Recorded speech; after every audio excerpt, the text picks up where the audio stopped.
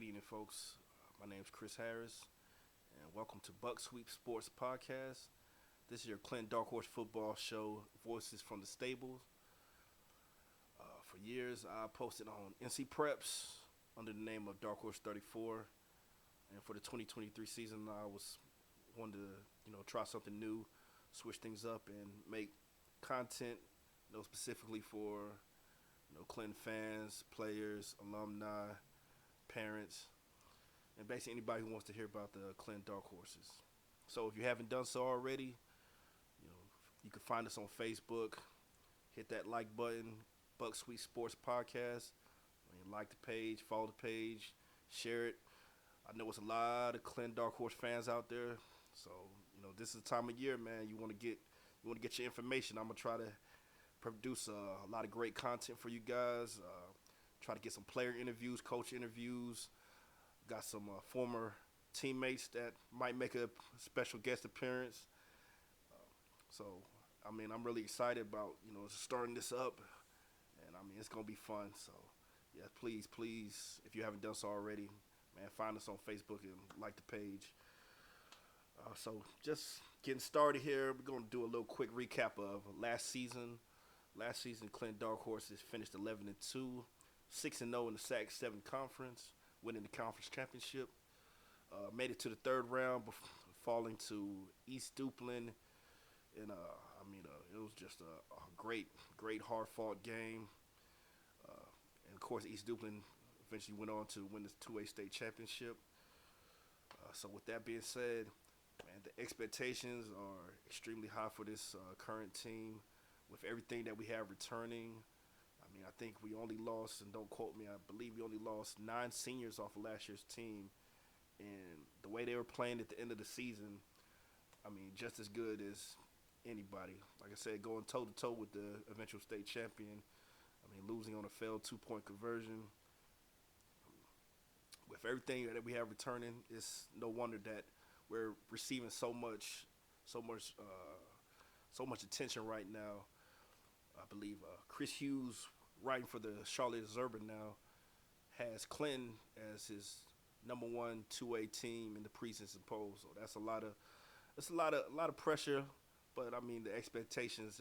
That's just something that comes with Clinton Darkhorse football. That's just something we always expect to have a really good solid team. And I believe this group of young men. This is a special group. One football head on prep said, hey, he believes this is the best Clinton team, the most talented Clinton team of the past 20 years, and that's saying a lot. But yeah, I'm just really looking forward to seeing these young men perform. We'll break down the schedule for this season. Just give me a minute.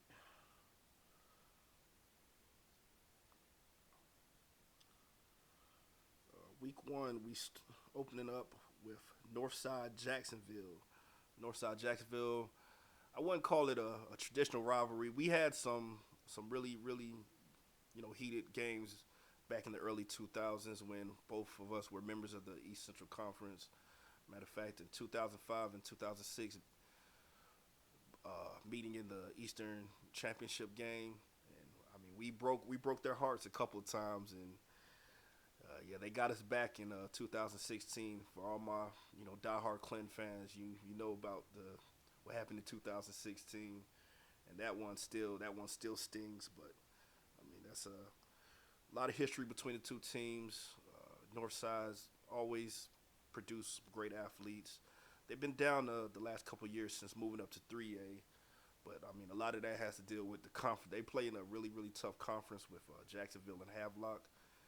So if you know football around this area, those are really 2 solid opponents. So when you're in a conference like that, yeah, the struggles gonna come sometimes. But yeah, Northside's always a tough team to kind of predict how they're gonna be, being that they're in a military town. 1 or 2 top-notch transfers, like a couple years ago, they got Jaquarius Conley, who was at Carolina, coming in from Washington. So get a couple guys like that, studs coming in, transferring in, that change your whole team. So, but that should be definitely be a competitive game. Like I said, ton of athletes on the field. They returned their quarterback. 3 years start. This will be his third year starting. The coach's son, last name Pollock. I mean, big kid, strong arm, accurate. So definitely a good test to come out for week one. Week two, Wallace Rosehill. I mean, I don't even have to. I really don't even have to elaborate on how big this game is, man. Heated rivalry. Lot of tradition between the two teams. I mean, if there's one game that you want to make it out to, it's a Clinton Wallace game, man. Both ranked in the top 5 coming into this preseason. So, in my opinion, I believe these are the two best teams in the 2A East. And in my opinion, I believe this is the first of 2 meetings. I believe we, either way, win or lose, we will see Wallace again come to playoffs. So it's just a matter of if it's going to be in Dark Horse Stadium or we're going to be traveling to the Dog Pound. But I believe the 2A East runs between those 2 teams right there. So that's going to be a great game. Week 3, travel to Lumberton. Now this one's interesting because Lumberton's new head coach, Dennis McFadden, served as our defensive coordinator for years. Our coach, Corey Johnson, that's one of his, I think he calls him a brother. I mean, they go back, they worked together for years, played college football together. So that's going to be an interesting game because you got to know they know each other's tendencies. So, I mean, the game plans, like that's going to be interesting to see how that works out. Lumberton, I wouldn't pay too much attention to the 0-10 record last year because you could tell right now that Coach McFadden has definitely had an impact on that program already, just from the community involvement, the kids' confidence. I know he's probably got some kids that, wouldn't normally play, but he got them out there on the field. And, I mean, I see him really changing that program more sooner than later. So that's gonna be an interesting matchup to see the chess match between Corey Johnson and Dennis McFadden. Week 4, traveling down to Whiteville. Now, as big as the Wallace game is gonna be, I believe that Whiteville game is gonna be equally as big because I believe Whiteville has a really solid team returning. Like us, they did not graduate many seniors. They return a whole lot. This is a team that made it to the 4th round last year without one of their best players being on the field. So that's going to be a very interesting test to see how Clinton performs down there in Whiteville. Haven't been down there in a while. Last time we were down there, we lost by 10 points. So that's a tough place to play. Like I said, they got a great team, great tradition. Solid coach. If you know the last name Price, they're solid. He's a solid coach. Okay, going after that, we got a bye week. Then we'll be hosting Princeton, the Princeton Bulldog. That's another interesting game. Another team that's ranked right now in the top 10 in some preseason polls. They run a very, very interesting offense. That single wing. I mean, it's something you don't see that much nowadays, but as simple as it may seem, it's so effective. And they made deep runs into the playoffs these last 2 years. I know they graduated a lot, but I believe they had a pretty solid JV team. And like I said, that offense just gives you fits, man. Just 3 and 5 yards at a time. I mean, if you can't stop it, eventually, it's just going to wear you down. But just another great test for the Clinton team. And after that, we're breaking into conference play. Now, I said earlier, last year we were the SAC 7. Well, we're the SAC 6 now. East Bladen dropped down to 1A. So So we'll be opening up with West Bladen on the road. West Bladen, young team last year. Still got a lot of growing to do. I believe they'll be more improved.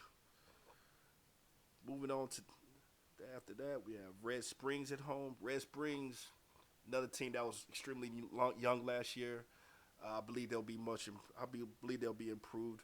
Have one of the best offensive linemen in the area. After that, we head to hosting Midway rivalry game. Lot of Midway's really turning into that's really turned into a more heated rivalry. I know the fans over there in Spivey's corner, they wanna beat us bad. So that'll be another solid game. Then after that, St. Paul's on the road. This right here, I believe, will determine the conference championship, just like it has the last 2 years. The conference really has been top heavy, and I really don't see it, changing that much this year. I believe, the winner is either Clinton or St. Paul's. St. Paul's lost their stud running back, but they got some athletes, man. They returned a lot. They had some young guys out there on the field making plays last year, so I believe that'll still be a tough game, and that's a tough place to play. So really, but mark your calendars, October 20th. I believe that's when the SAC 6 conference championship gets determined. And season finale, we on the road at Fairmont. Fairmont's another team that was really young last year, and now they're breaking in a new coach. Coach actually came over from St. Paul's, so it's no telling, I believe anytime, you got a guy like that, he was a solid coach over there at St. Paul's. So, and Fairmont has some athletes, man. They got a lot of speed, had a lot of speed on the track this season. I know their quarterback is one of the fastest guys in the state, so that's going to be an interesting game. A good end of the year, playoff tune-up game, but that's rounding out the regular season there.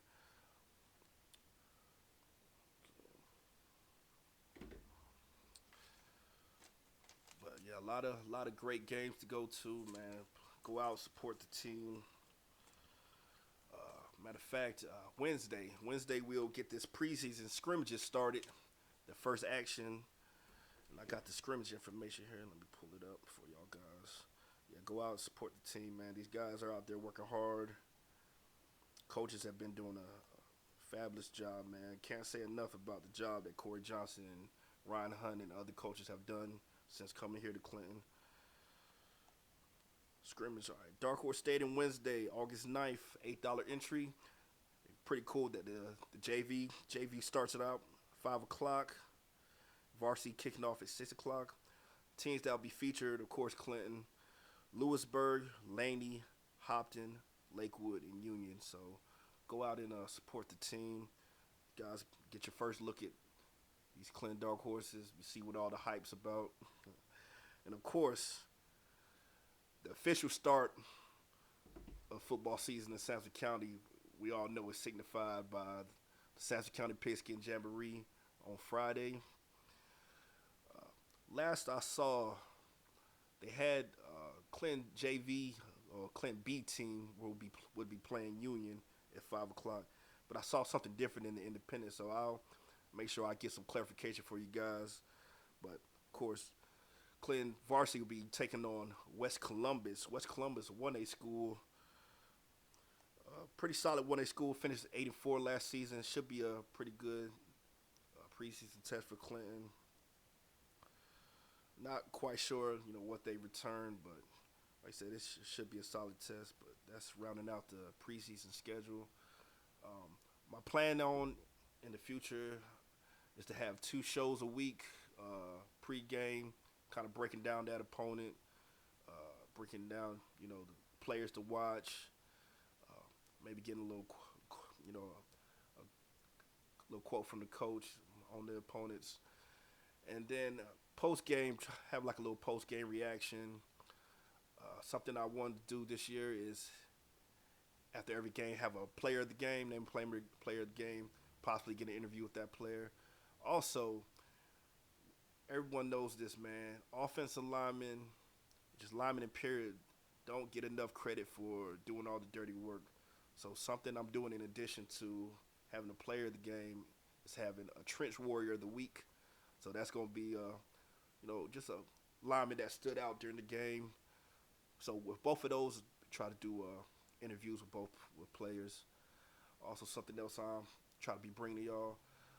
Um, the voice of Clinton football, y'all know him as Jonathan Griffin, the J Man. Try to get him to join me for a couple of shows. He was interested in talking to me about it, so we're gonna try to make that happen. I got a couple of former teammates that have reached out to me, talked about joining the show. So we're gonna try to keep a lot of content coming for you guys this year. I mean, like I said, we got a great group of young men. We got a great team. Expectations couldn't be higher. And just let me talk about expectations real quick. Like I said, I know a lot of people say, man, like you don't feel like that's a lot of pressure.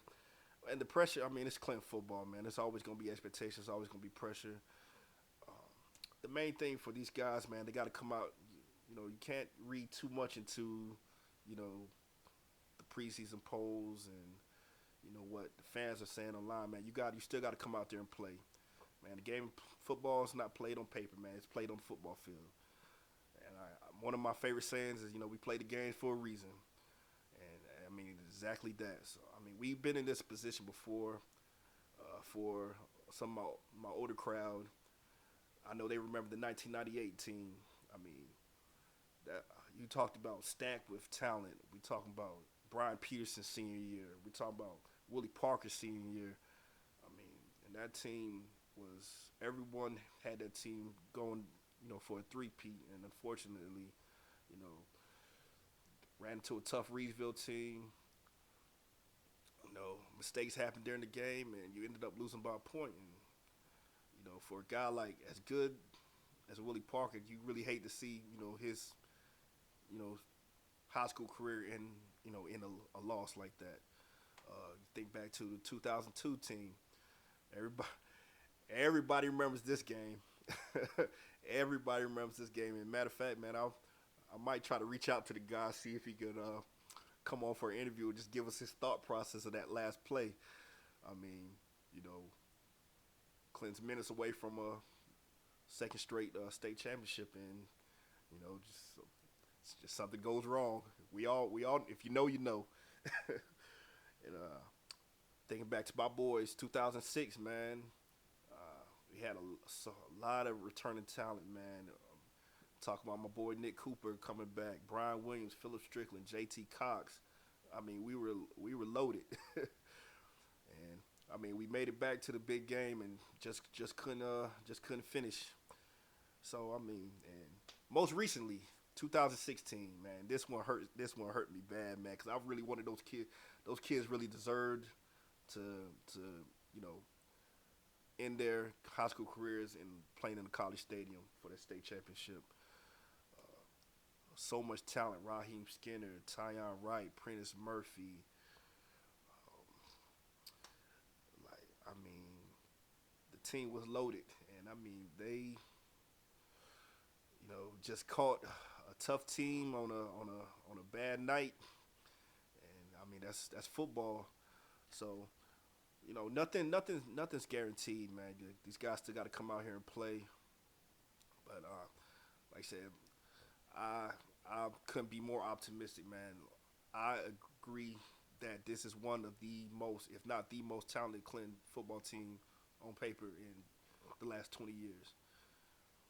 And I'm not even just talking about, the D1 guys. I mean, most of these kids have been, on that field starting for, Corey Johnson since sophomore and freshman year. I mean, a guy like Alex Evans been out there since freshman year.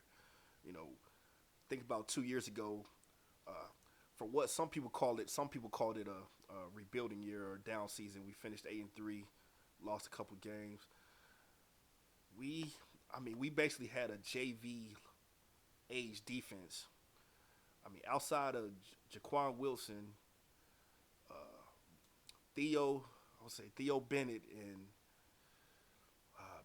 John Blackman, whenever they would come in and rotate on the defensive line, the rest of them were sophomore and freshmen. And we still had a solid year, finished 8-3, but those kids are seniors now, and I mean I've watched them get better and better and better. And like I said, you could take the two D1 guys off the team, and this is still a really really good football team. But man, but I can't. But adding Amaris Williams and Josiah McLaurin, I mean that's just the icing on the cake, man. This is a great group of kids we got, a great group of coaches, man. Let me just harp on Corey Johnson for a second, man. Uh, I mean, nothing but good things since he's done nothing but win since he's got to Clinton. I mean, you look at his record against Wallace. I mean, you look at the conference championships. I mean, you look at what he's done in the community. Just a player's coach, man. The guys love him. I mean, you see kids from Scotland that he coached, during his time there, coming to the games on Friday night, standing on the sideline. So, I mean, the guy is just I mean, he's a grade A coach, man, and just the perfect fit for Clinton. And we couldn't be more lucky to have someone like him coaching, our young men, bringing our young men up. Yeah, just these guys have done a great job, done a lot for the community, the youth camps. I mean, we're not talking about just one camp in the summer, man. These guys had 3 and 4 camps. The 910 showcase that they had for all the guys. I mean, a lot of times we always talk about the recruiting difference from west to east or big school to small school, and there's never really been a showcase or a combine like that in this part of the state. Normally guys gotta travel up to Raleigh, or they gotta go all the way out to Charlotte or go out to Greensboro, but you had something right here in our backyard, and that was for the first time ever. And that was I mean, I've heard and seen so many great comments about it. Like, that's the type of impacts that this coaching staff has made. Not only on this team but the community. And I mean, that combine wasn't just for Clinton players, man. They were inviting players from rival teams, kids from all over this area. So that just goes to show, man. This guy doesn't just care about his kids, man. He's helping everyone. So that just speaks volumes. So, like I said, when you got a coaching staff like that leading this group, I mean, I couldn't be more confident in what's going to happen this season. I believe it's really going to be a special season. But I want to start winding things down. In the comments below, man, post any questions you have for me, any suggestions, stuff you guys want to see, content. I mean, I'll try my best to bring it to you, man. Like I said, this is something I've been wanting to do for a while now, bringing content to Clinton, for the kids, for the parents, for the alumni. I mean, we got a really, really strong alumni network. So, man, like I said, share the page, give me your suggestions. Like I said, a lot of you guys are friends with me on Facebook anyway, so either email the page or shoot me a message in my inbox. But yeah, just any suggestions, I'm open. Like I said, this is my first time doing it. I know you could tell, like it was some moments where I was stuttering and couldn't get my thoughts together. It's different when you're typing it out on through just a text message opposed to getting up here and talking about it. But like I said, I'm gonna keep on bringing you guys content, man. Just give me any feedback, suggestions, questions, stuff you guys want to see. For all my Clinton fans, if you can't make it out to the games on Friday nights, man, the next best thing you could do, download that Mixler app, go to Oldies 1170, and follow Ron Davis, J-Man, Jonathan Griffin. They do a great job doing the play-by-play. I mean, they paint a great picture. So follow these guys. Follow them on Mixler. You can go to oldies1170.com or start visiting Channel 16. But yeah, definitely give those guys a check out those guys. They do awesome job. And I'm really looking forward to getting Jonathan on the show so he can try to school me on on how to get this mic stuff down pat. Like I said, it's my first time, man. I did a couple shows with them on the radio, but it's been a while. But like I said, I'm gonna keep on doing it, keep on bringing you guys content. Man, I appreciate you for taking the time to listen. Don't forget to like, share, follow the page. And until next time, signing off. Go Dark Horses.